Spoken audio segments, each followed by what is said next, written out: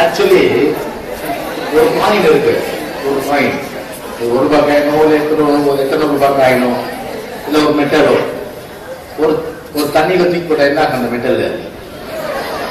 Metal என்ன ஆகும்? உள்ள போயிடும். அதே ஒரு பெரிய ஷிப் வந்து ஃப்ளோட் ஆகுது. எப்படி எப்படி யார் சொல்றது?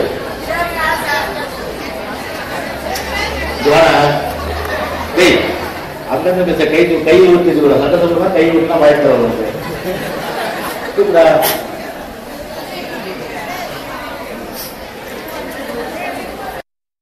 நீங்க கூட அவங்க இங்க வச்சுங்க. அவங்க என்ன டெபினிஷன் ஏதாவது நான் சொல்றேன், கண்டிப்பா சொல்றேன், இன்னைக்கு சொல்றேன். டெபினிஷன் தான், when a body floats in the water, the weight of the body that floats in the water is equal to the weight of the water displaced by it. இதுதான் வந்து சிம்பிள். இதுதான் சிம்பிள். இது வந்து சாதாரண வந்து நான் புரிஞ்சுட்டு படிச்சதுனால இன்னைக்கு என்னால மறக்க முடியாது. சரி, பிசிக்ஸ் வந்துட்டேன். நிறைய ஒரு forces equal to mass and acceleration, Newton's லா எல்லாமே வந்து உங்ககிட்ட நான் கேட்டுனா போர் அடிச்சேன் உங்களுக்கு. ஓகே, இப்போ அடுத்த சப்ஜெக்ட் வராங்க. அடுத்தது ஒரு கேட்டலிஸ்ட்ன்றது ரொம்ப முக்கியம். கேட்டலிஸ்ட்ன்றது ரொம்ப முக்கியம். ஸோ கெமிக்கல் இதுக்கு வந்து பார்த்தீங்கன்னா டெஃபினேஷன் வந்து கேட்டலிஸ்ட்டுக்கு யார் அழகாக சொல்ல முடியும்? சிம்பிளாக சொல்ல முடியாது.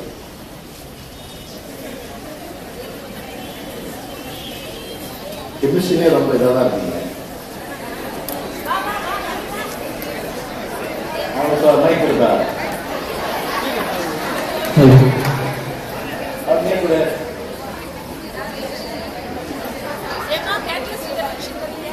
ஒன்றும் இல்லை, சரி பரவாயில்ல, நீங்கள் போய் அப்புறம் கூட படிச்சிங்க.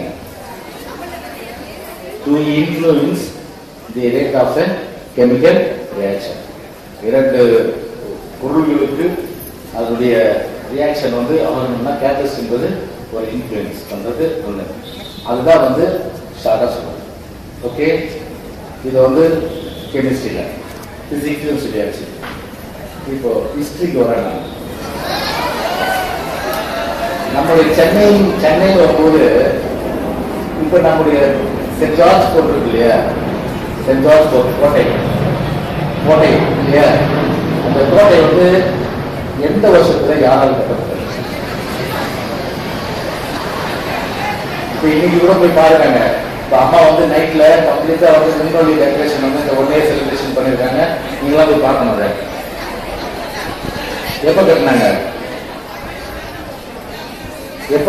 கோட்டை 1649 1656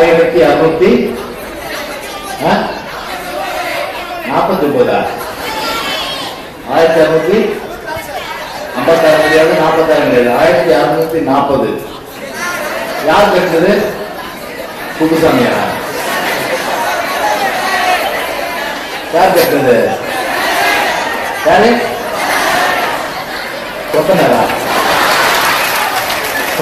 1640 பிரான்சிஸ் டே. யார் கட்டினா? அவர் தான் வந்து 1640 செக்ரட்டரி கட்டினாரு. ஸோ ஃபர்ஸ்ட் இண்டிபெண்டன்ஸ் டே பிறகு அசம்பிளி வந்து கான்ஸ்டியூட் ஆனது 1952 நம்முடைய சென்ட் ஜார்ஜ் கோர்ட்ல. ஸோ 60 years ஆகும். ஸோ இந்த மாதிரி பார்த்தீங்கன்னா உங்களுக்கு நிறைய இன்ஃபர்மேஷன் வந்து நீங்கள் தெரிஞ்சுக்கணும், படிக்கணுன்றதாக சொல்கிறேன். இப்போ மகாபாரதத்தை பற்றி ஏதாவது இருக்குன்னு சொன்னாங்க. ஸோ எனக்கு ரொம்ப பிடிச்சது பார்த்தீங்கன்னா திரௌபதி.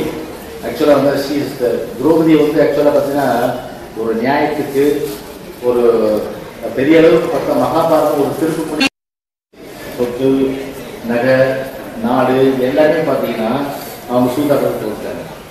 அப்போ கடைசியை வந்து ஆக்சுவலாக திரௌபதி தான் வந்து ஆக்சுவலி வந்து பணைய வைக்கிறாங்க. யாரு? தர்மர்லாம் பணைய வச்சு அதுலேயும் தோற்றுக்கிறாங்க திரௌபதி.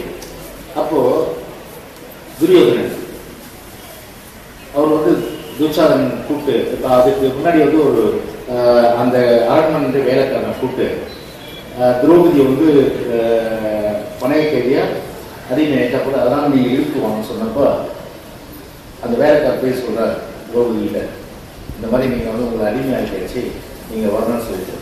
ஸோ அவங்க அந்த காலத்திலே பாரு பெண்கள் எந்த அளவுக்கு வந்து ஒரு வழக்கார தன்மை உள்ளவர்கள் என்பதற்கு இது ஒரு உதாரணம். நல்ல பெண்களை காமிச்சு அது 2 கேள்வி தான் கேட்க சொல்றாங்க. முதலில் உங்களுடைய அரசர்கிட்ட போய் கேளுங்க, முதலில் மன்னர் தன்னை இழந்தாரா என்ன இழந்தாரா? முதலில் மன்னர் தன்னை இழந்தாரா என்ன இழந்தாரா? அடுத்த கேள்வி சொல்றாங்க. என்ன கேள்வி அதுன்னா, ஒரு அடிமை இன்னொரு அடிமை விற்பதற்கு எந்த ஒரு வழியும் இல்லை. ஒரு அடிமையாட்ட இன்னொரு அடிமை விற்க முடியுமா? விற்க முடியாது. இதை 2 கேள்விக்கு நீ போய் பதில் தேவை. நான் வந்து பதில் சொன்னதுக்கு வரேன். சரி, எவ்வளோ ஒரு அறிவான ஆர்குமெண்ட். அந்த ஆர்குமெண்ட் பார்த்தீங்கன்னா, அந்த ஆர்குமெண்டால வந்து திருதராஷ்டிரனே வந்து கன்வின்ஸ் ஆகி இழந்த சொத்தெல்லாம் திரௌபதிக்கு தான் மீண்டும் வந்து கொடுத்த ஒரு மகாபாரத்தில். ஸோ ஒரு மனைவி என்று ஒரு வஸ்து இல்லை, ஒரு பெண் என்பது ஒரு பொருள் இல்லை வைக்கப்படுவது, அதில் வந்து தப்பு. 2வது பார்த்தீங்கன்னா, ஒரு அடிமையாக இன்னொரு அடிமையை வைக்க முடியாது. ஸோ ஃபஸ்ட்டு வந்து தர்மர் வந்து தோக்கும்போது தம்ம மனைவி வந்து அடிமையாகிட்டு இருந்தால் இவர் அடிமை இல்லை, இவர் அடிமையாக்கிறதுக்கு ஓகேங்களா. பட் இவரே அடிமையாக்க பிறகு அந்த இன்னொரு அடிமை வந்து அவங்க அடிமை வந்து இன்னொரு அடிமை வைக்க முடியாது. ஸோ எவ்வளோ வந்து திரௌபதி அன்னைக்கு ஒரு பெரிய அட்வொகேட்டாக வந்திருக்காங்க. ஸோ நீங்கள் அந்த மாதிரி ஒரு பெரிய அளவுக்கு வந்து ஒரு நாலேஜபிளாக நீங்கள் வந்து ஒரு விவரம் அறிஞர்களாக நீங்கள் வந்து வரணும். 2வது இன்னும் நான் சொன்னது வந்து கர்ணன் கேரக்டர். கர்ணன் வந்து 2 கேரக்டர் 2 வகையில் நான் வந்து ஏற்றுக்கிறேன். ஒன்று ஃப்ரெண்ட்ஷிப். நான் பொறுத்தவரை என்ன சொல்கிறான், எனக்கு வந்து துரியோதனன் நல்லவனாக கட்டணும் தெரியாது, ஆனால் எனக்கு செஞ்சோட்டு கடன் இருக்கு. அந்த கடன்லேருந்து நான் வந்து வாழ்நாள் முழுவதும் அவனுக்கு நன்றி கடன் நான் பண்ணுறேன் அப்படின்னு சொல்லிட்டு வாழ்நாள் முழுவதும் வந்து துரியோதனுக்கு வந்து ஒரு ஃப்ரெண்ட்ஷிப்புக்கு ஒரு எடுத்துக்காட்டாக காரணம். சரி, ஃப்ரெண்ட்ஷிப் ஒரு எடுத்துக்காட்டாக காரணம், தர்மத்துக்கும் ஒரு மிகப்பெரிய எடுத்துக்காட்டு. அர்ஜுனன் வந்து பலம் வந்து 50 வயசு, கர்ணன் 50 வயசு அடி சாகடிக்கிறார். ஏன்னா வந்து அவன் துரியோதனோட சேர்ந்து துச்சாதனோட சேர்ந்து அவ்வளோ அநியாயம் பண்ணியிருக்காங்க, அதனால் சாகடிக்கு தப்பு வேணும். அப்போ அர்ஜுனன் 50 வீசி கொண்டே இருக்கும்போது கர்ணன் சாகவே மாட்டார். அப்போ அர்ஜுனன் கேட்பாரு கிருஷ்ணன்கிட்ட, என்ன கிருஷ்ணா, நான் வந்து பலம் கொண்டு வீசுகிற அம்புகள் எல்லாம் கர்ணன் மீது மலர் மாலையே பொழியுது, கர்ணன் சாக மாட்டேன் அப்பலன்னு சொன்னப்போ கர்ணன் சொல்றாரு, அதான் நம்ம செஞ்ச தர்மம் இப்போ அவனை வந்து காத்துக்கிட்டு. அப்போ தர்மம் செஞ்சால் நம்மளோட உயிரை காப்பாற்றும். அதனால தான் வந்து எல்லாருமே வாழ்க்கையில் தர்மம். அப்புறம் தான் வந்து கிருஷ்ணரே வந்து அந்த தர்மத்தை வந்து காரையாவத்துக்கு வந்து ரத்தத்தை கொடுக்கும்போது தர்மத்தை காரையாவத்தை கொடுத்த பிறகு அதன் பிறகு போய் அவர் அம்படிக்கு சொல்லுவார். அடிச்சு சொன்னா கர்ணன் வந்து எனக்கு நிலைமை. ஸோ தர்மம் அவன் கையில் இருக்கணும்னு அவனுக்கு சாகவே கிடையாது. ஸோ வாழ்க்கையில் அடுத்தவங்களுக்கு உதவி செய்கின்ற எண்ணம் கொண்டவர்களாக நம்முடைய மாணவர்கள் இல்லை ஃப்ரெண்ட்ஷிப்புக்கு எல்லாருக்கும் ஒருத்தருக்கு உதவி செய்ய ஒரு மனப்பான்மை அந்த மாதிரி இருந்தால் தான் வந்து லைஃப்பில் இருக்கும். அதுதான் வந்து ஒரு பாட்டில் நம்முடைய புரட்சி தலைவர் சொல்கிறார். பெற்றாவார் பிள்ளை படம் பார்த்தீங்களா? எல்லாருமே பார்த்தீங்களா? அதில் ஒரு வரி வரும், நல்ல நல்ல பிள்ளைகளை நம்பி இந்த நாளே இருக்குது தம்பி. அந்த பாட்டு யாருக்கு தெரியும்? அதில் வந்து 3 வரியை நீங்கள் நிறுத்தி வச்சுக்கணும். ஓகே, கருணை இருந்தால் என்னாகலாம்? வள்ளலாகலாம். கருணை இருந்தால் சத்தமா சொல்லுங்க, கடமை இருந்தால் வீரனாகலாம். கருணை இருந்தால் என்ன ஆகலாம்? சத்தமா கருணை கொண்டவர்களாக நீங்க இருக்கணும். கடமை இருந்தால் வீரனாக, கடமை கொண்டவர்களாக இருந்தால் பெரிய வீரனாக. பொறுமை இருந்தால் என்ன ஆகலாம்? மனிதனாக. ஸோ இந்த 3 பேர்